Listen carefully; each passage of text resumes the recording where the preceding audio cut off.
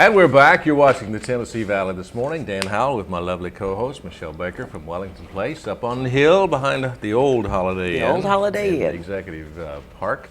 And I'm excited today to have a longtime friend of mine. I was going to say old friend, but that would date you and I both, Dr. Queen. Didn't want to do that. But a longtime friend of mine, Dr. Luke Queen. I've known him for many, many, many years.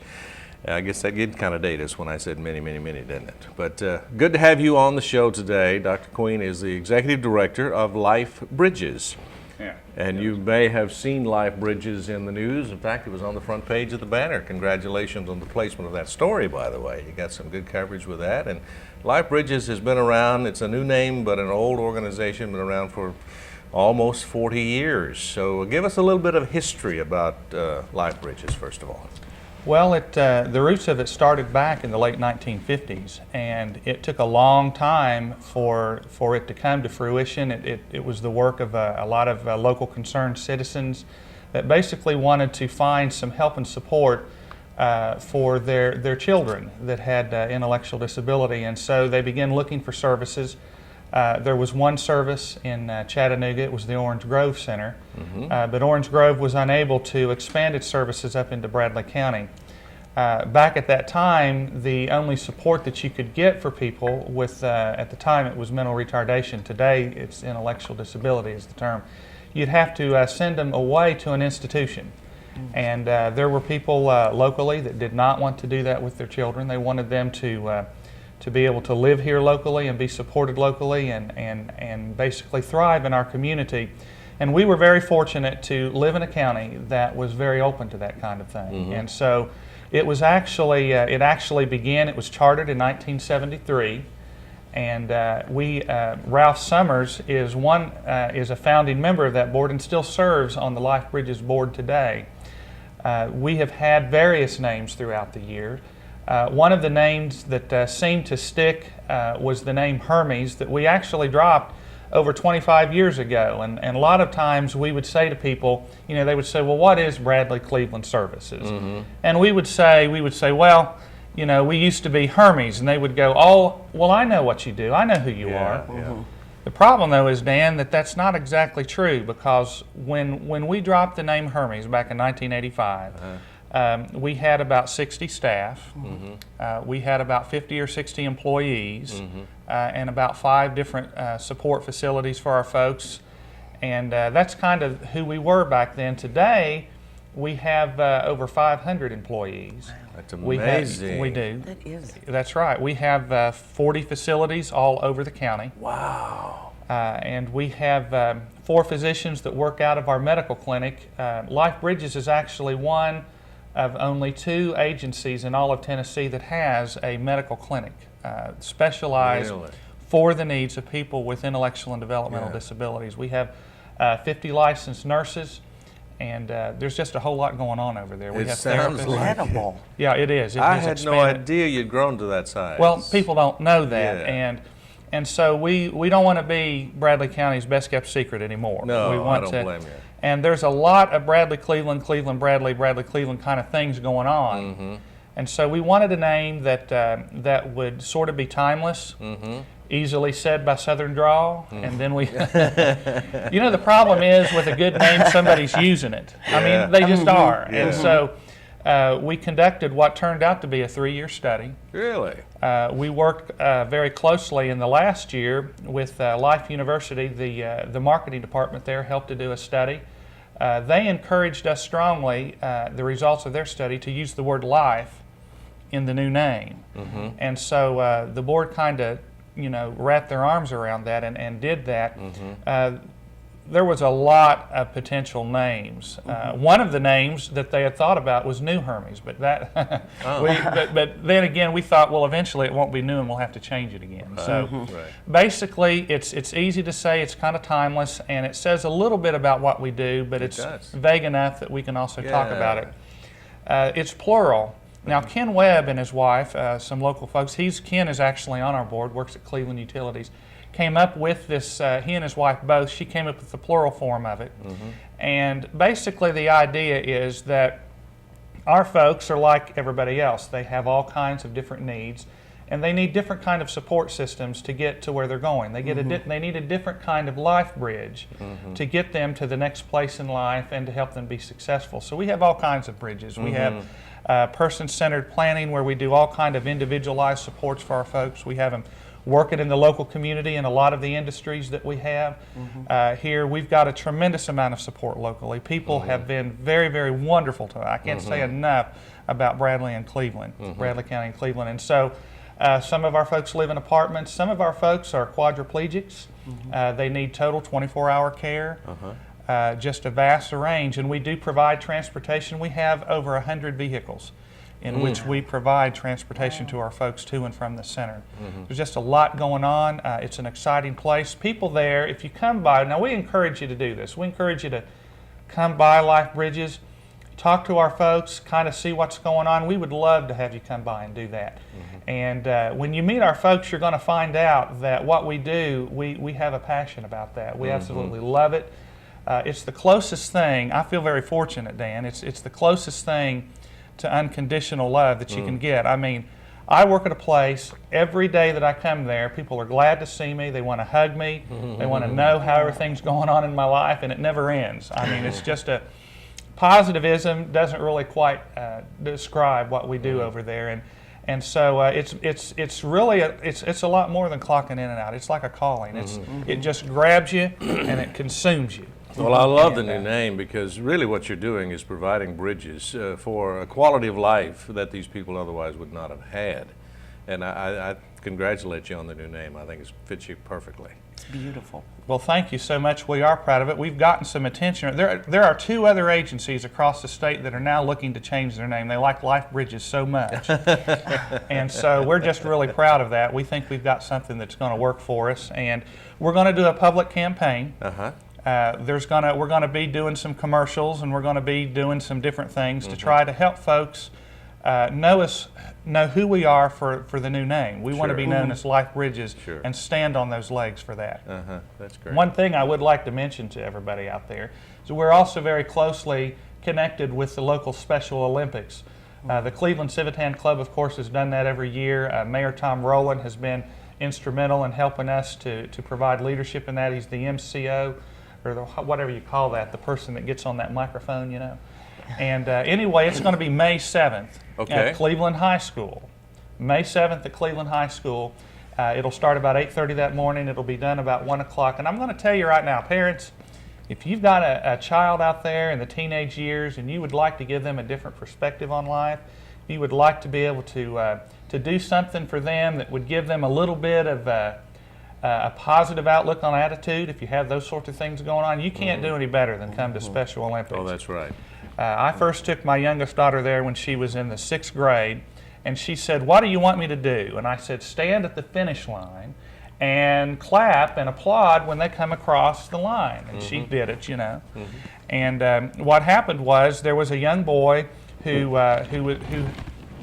he could barely walk. He had these crutches that he would walk with. It became just really a marathon pilgrimage for him to get across. It took him quite a while to get across, and he smiled so big and everybody was cheering him on. He came across that line and fell into my daughter's arms. Oh. And she came up to me with tears and she said, "I know why you do this. I know why you do this." And so if you understand what I'm talking about, no explanation is needed. That's right. If you don't understand what I'm talking about, I don't know if an explanation would do. But if you want to get a glimpse, come to Special Olympics. And Cleveland Civitan, of course, meets at Mountain View every Wednesday at noon. So you're welcome to join us. We have the chairman of your board here, Dr. Raymond Brown is here. We're going to chat with him a little bit too, but we have to take a commercial break. But give us the date once again for that Special Olympics, Dr. May 7 at Cleveland High School.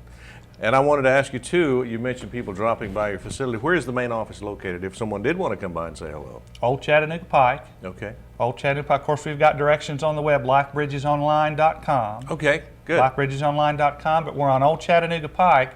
You get on Old Chattanooga Pike in south of Coe, and we're 1.2 miles away. Okay, that's easy enough to find. Well, this is exciting. It's always good to see you, and thanks for getting up so early and coming in and sharing your heart with us about LifeBridges. and look forward to talking to Dr. Raymond Brown coming up next. Thanks, Dan, Michelle, Thank you. appreciate it. Thank you. It's 6:58, back with some headline news, and then we'll chat with Dr. Brown. Please stay with us.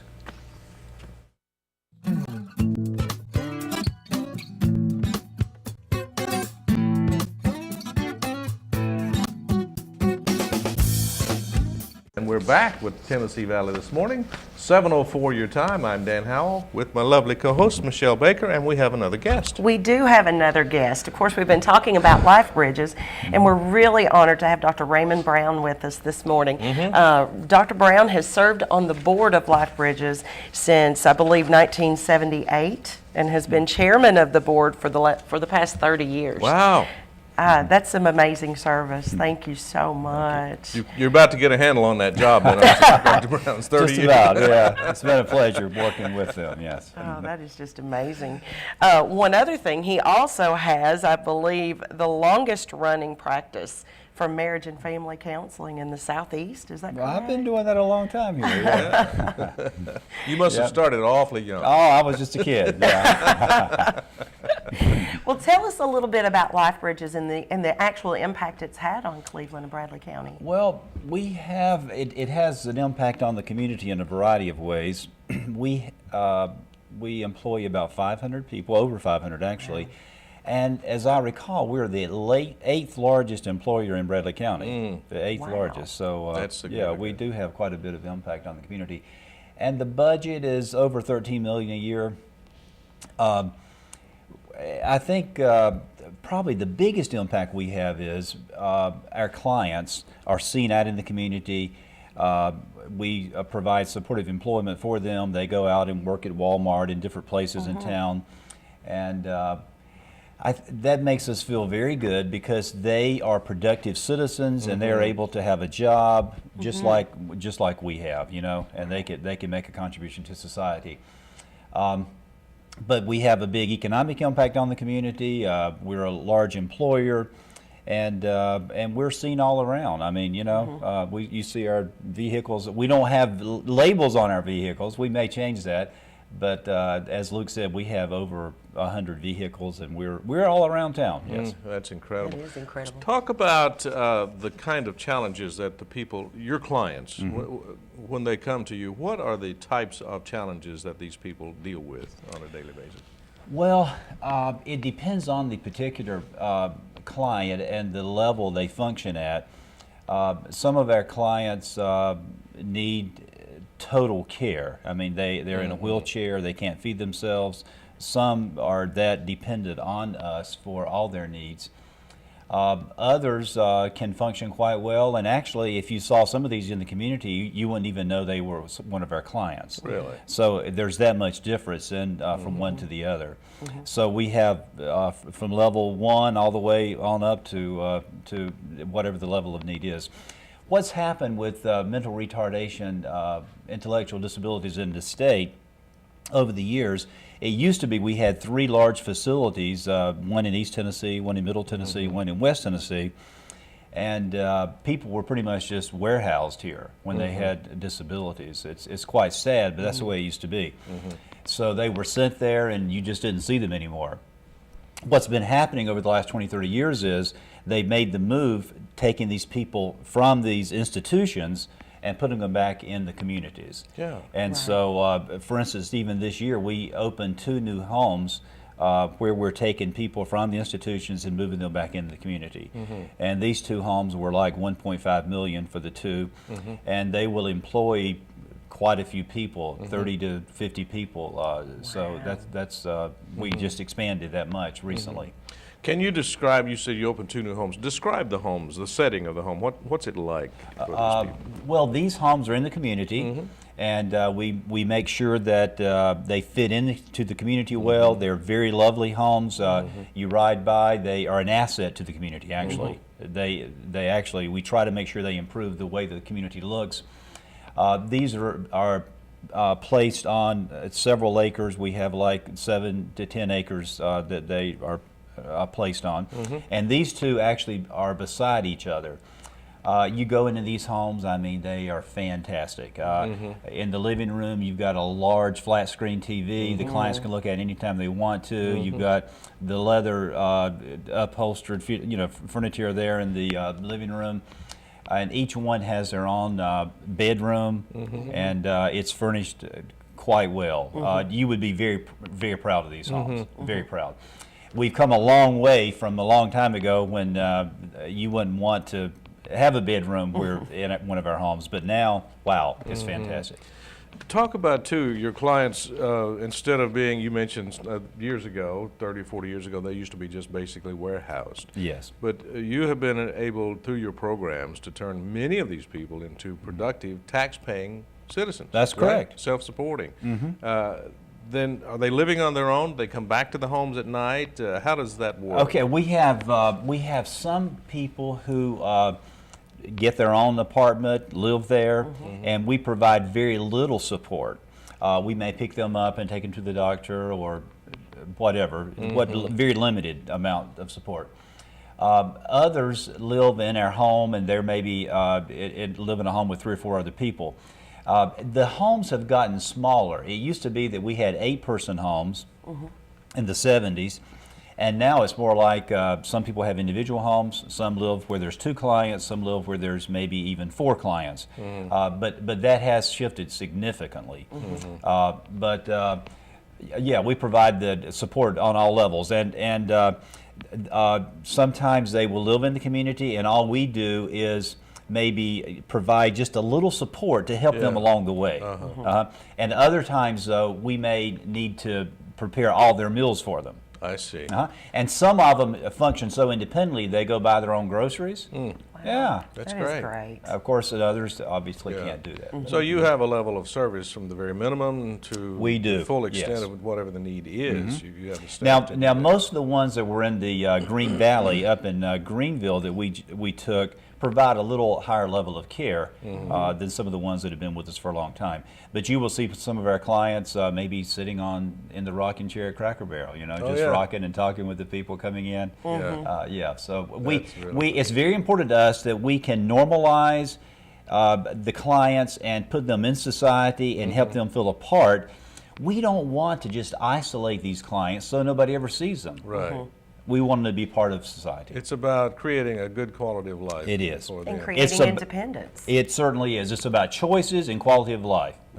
That's fantastic. In case you just tuned in, we're talking to Dr. Raymond Brown, who's the chairman of the board for LifeBridges, formerly known as Bradley Cleveland Services. And wow, I had no idea that you guys were the 8th largest employer in Bradley County. We think about the large employers like Whirlpool, and of course, we've got Vocker coming with 650 employees, but you've got 500. That's right. Yeah. That's really incredible. So you have a major economic impact as well as impacting the lives of these clients of yours who are mentally And let me also say that Bradley County and Cleveland has been so supportive of our agency. I mean, it's a great place to be, and I know that we've impacted the community, but this is a great community to live in. It is.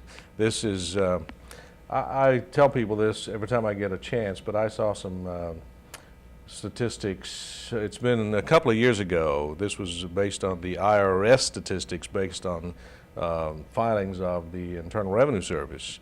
But Cleveland, Bradley County, this area of Tennessee was at that time in the top 5 in the nation in charitable giving and charitable support. Wow. So that speaks highly of does. Cleveland and But Bradley it doesn't County. surprise me.